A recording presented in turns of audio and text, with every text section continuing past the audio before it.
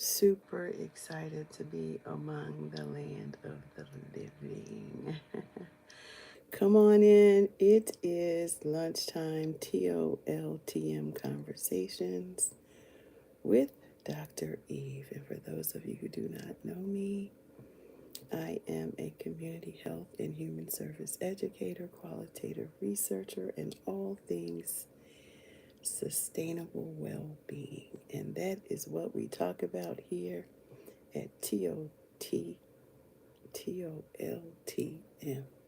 which means touch one life, touch millions. And so I ask God every day, as He has blessed me to be able to be alive and awake, to touch the life of another, that life might be able to go and touch other lives, right? So let us begin with our Father, who art in heaven, hallowed be thy name. Thy kingdom come, thy will be done on earth as it is in heaven. Give us this day our daily bread. Forgive us our trespasses as we forgive those who have trespassed against us. Lead us not into temptation. Deliver us from evil. For thine is the kingdom, the power, and the glory forever. Amen. Okay, everyone, we want to make sure that we are coming in this room correctly because in all things, when I come here to have conversations, I want God to reduce me and increase Him, that I might say the right thing for someone else. And so I am super excited today to talk to you about. I had something that happened last night. I was in a coaching session with my coach and group, and she mentioned, "Why aren't you selling any? Why aren't you? What are you selling, and why aren't you selling it?" I don't think people really know how difficult that is when you are called to do, like this work here. Like, you have served so many people all your life. It's really difficult to try and sell something to one. You never want to, appear salesy, right? But there is a good way. There is a way to do that. And so, for those of you out there who may be here because you are also an IBO, an independent business owner, or someone who's vying to, hey there, I'm a doctor of philosophy, PhD. You also may be someone who is vying for to have an IBO or use your knowledge and understanding and wisdom to create an income vault for yourself. And so when we were in our session last night, I was tickled pink because you too. Tell me where you're coming in from as you come into the room. Thank you for coming in.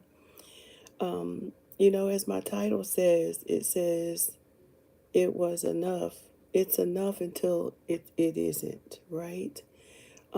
Most of you have seen, me gardening, or, I'm at that phase in my life where, sustainable well-being is a real thing, and it should not be at my age. It should be at any age, because it truly is the foundation of building, wealth building. And so as I began to think about what she threw out there, it's like, okay, so how do you really tell this story, right? You got books, you have programs, you have, classes, you got workshops, you have a lot of things. But I think more than anything, sometimes we don't really look at that as, when we open our camera here, we don't really look at that as something that we need to be strategically thinking about. And so as I began to think about why I do what I do, I've written books before, and I have programs, and I do group, and I, group with others to help people to heal through well-being. But when I come here, I typically come here because I'm looking to develop community, right? And I'm looking to develop community with those who actually resonate with who I am and the work of my hands, the work that God has given me. And I don't think it's given enough credit, that we give that enough credit. So as I began to think about today's live, I thought about it was enough until it wasn't, right? Because part of this journey into well being is that there's always a reason why we do what we do. There's always a reason, right? And I remember when I was a kid, growing up in urban Philadelphia, big city love. And I was from one of six children. And so, really, really big family. And, my dad was an entrepreneur. He was a builder. He built homes, he built stores and buildings and, land. He just did all those things. And my mom was she was a homemaker at one point, but then there was times when, she had her little part-time job so she could have her little part-time money, right? Because it was a lot to take care of six kids. And so my dad did a great job of that. But there came a time, y'all. There came a time, when we had it all. We had everything. We had everything. My parents had a home when we were young. So my parents were homeowners. Um, and we had enough food in our refrigerator. We had enough of everything because my daddy worked hard. You hear me? And but there came a time when my parents decided to go their separate ways. Divorce happened, right? And all of a sudden, there wasn't enough. And I believe that's that's a story of many. When you have it all, and then you can remember being a kid and your parents divorced, and now you don't have enough, because your mom was used to being a homemaker and your dad was the breadwinner. So there was this there was this window where my mom, literally did not have the skills to go have an affluent job, or any of those things to take care of us. She didn't know things about entrepreneurship, wasn't prevalent, during that time. At least that's not what she saw for herself. You know, she was very young when she met my dad. She was 18 years old. They immediately started having children. She had three in diapers, at one time. And so I can't even imagine what that must have been like. But her hands were full. Her hands were full. Her life was full with family. And so there was really, no time for her to explore anything else when you got three babies in diapers, and that's all you haven't graduated from high school. So there's this huge story that revolves around the title that I have today, that it was enough until it wasn't. And that is my story today. It was enough until it was not. Because divorce happened, and then of course life became a struggle. It became a battle. And I'm a very reflective, I'm a very reflective person. So for a while, I would have selective memory. I just didn't want to, think about the past. I didn't want to revisit those days, because there were days when there was not enough food, enough water, or we didn't have hot water, or for quite a few years, like gas, in Philadelphia, if you couldn't keep it on, baby, they cutting it off at the ground. Um, so yeah, there was a lot of that happening, a lot of environmental issues because we were cooking on not hot plates, but on kerosene heaters, things like that. And mind you, I'm not afraid. I tell these stories in my book because it was very important to reflect on those times, those different seasons in my life in order to prepare for what was next for me. And that is a book that I have written that's like a memoir. And that memoir, helps me to remember and think about the many ways that I can heal, that I still need to heal, and that I can help others to heal because I've been there and I've done that. But what I want us to take away from this video is there is a way that maketh right, and it's and I have explored that and have had very much success in doing so.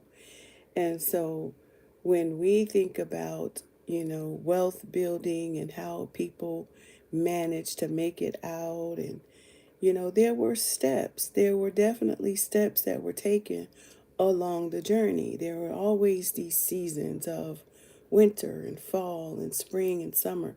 Think about it right now, like summer, spring and summer and fall, I was in the garden heavy. It was my place. It was my place of joy. Hey, Seneca.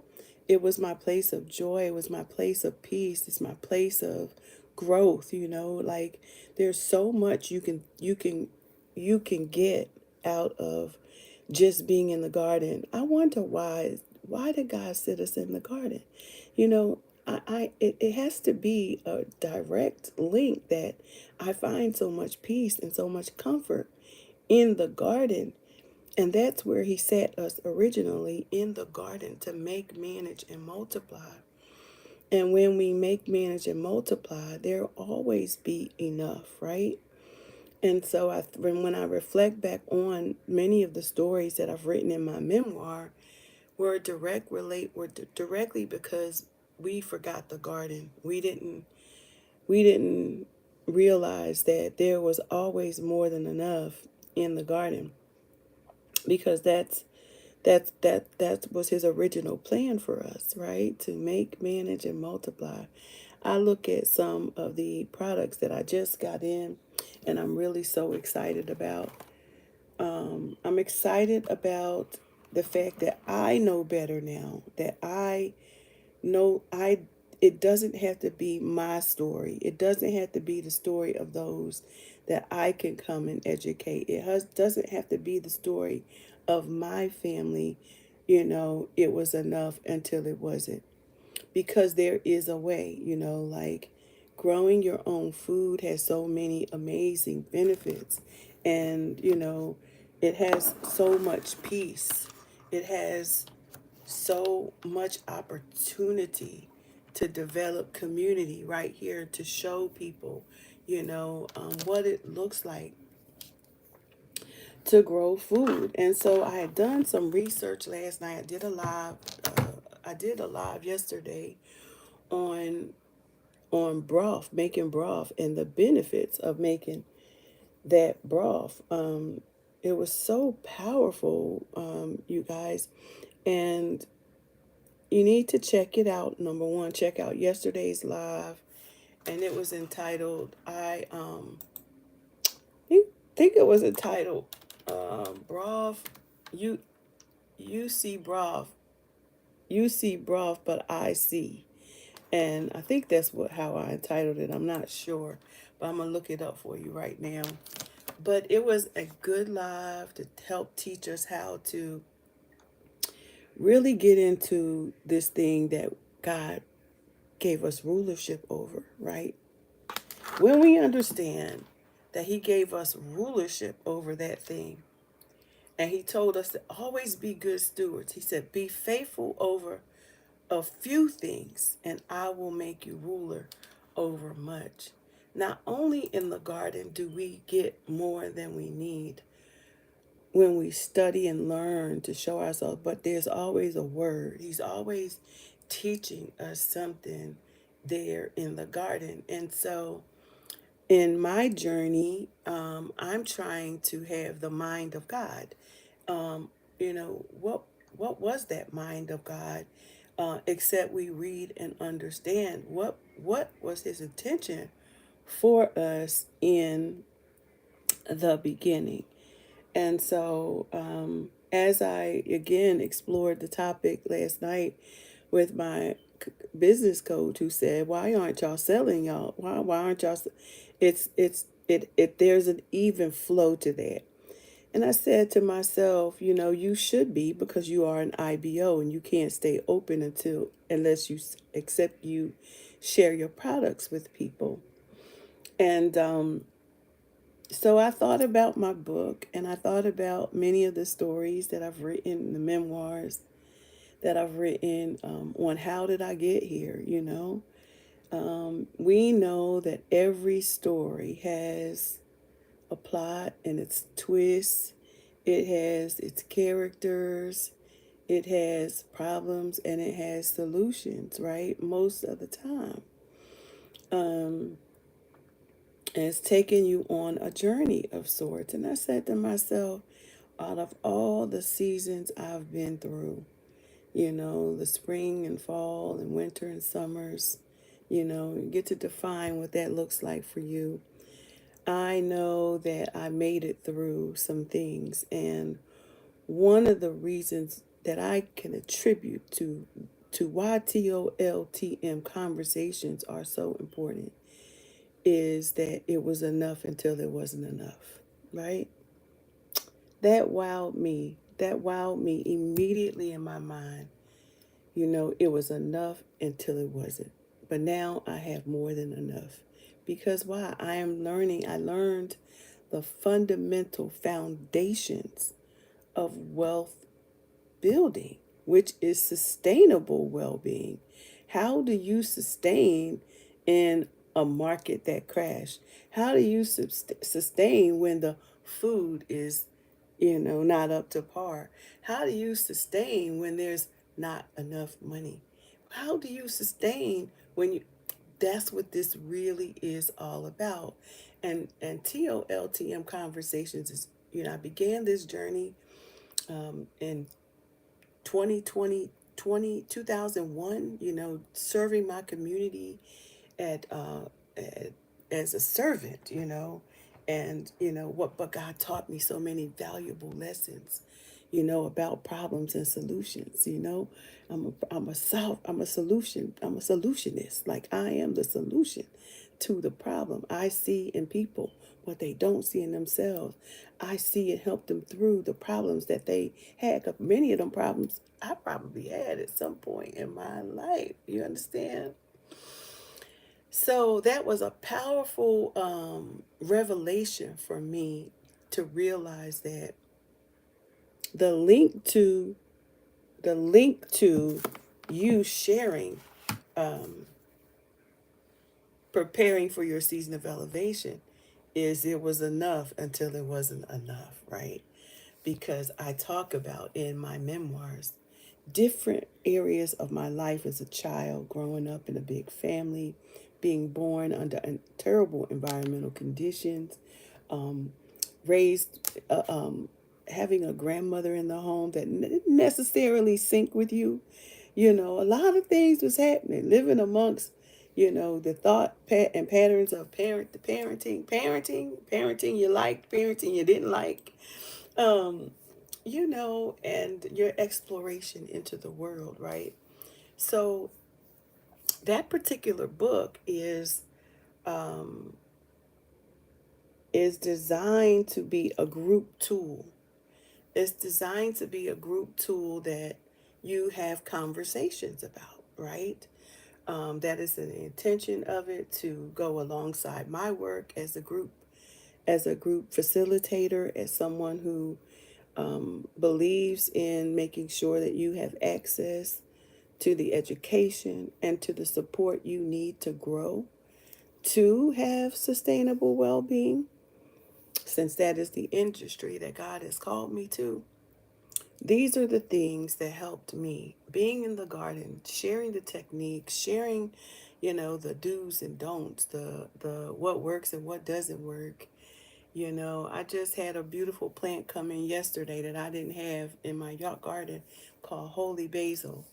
And I don't know anything about holy basil, but I got my plant in yesterday and I'm really excited about the holy basil, also known as tulsi. It's a sacred plant and is renowned for its medicinal properties and aromatic leaves. It's fairly easy to care for, but it does have some specific needs. So when you think about plants and plant life and growth and growing enough for your family, growing things that you know what's in it, growing things that aren't going to harm you, maximizing your ability to achieve results, you think about, okay, well, but how do I keep this thing? Here are some tips. So they send it with its own tips, light requirements, sunlight, soil. It tells you what type of soil, what type of watering it needs, temperature, and fertilizing. And for most of us, when you think about plant life, we come with some rules too. We come with some requirements, right? As humans, God has requirements for us to become who He wants us to become, right? So that's good right there, y'all. I if there were one thing I would want you to take away from this live, it would be that prepare for your season of elevation. You know, we are not our parents.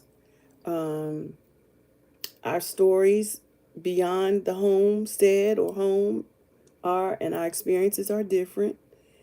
Um, but we must know that there are some fundamental things. There are some fundamental things that are critical to our well-being. And when we understand what that is and how to arrive to sustainable well-being with God, then we have set the foundation for wealth building. Because this has been my story. This is how you do it. You don't. I'm not living above my means. I don't need people to know what I have. I need to ground myself in the Word of God. At the end of the day, that's the root. I need to be working daily to shed light, God, to shed light on any dark place that I may not be healed yet, which is why I write the memoirs. I write the memoirs so that we can have these group discussions, right? So it again, today's story was it was enough until it wasn't enough. That actually should have probably been a good title of the book, but it wasn't. It was preparing for your season of elevation. And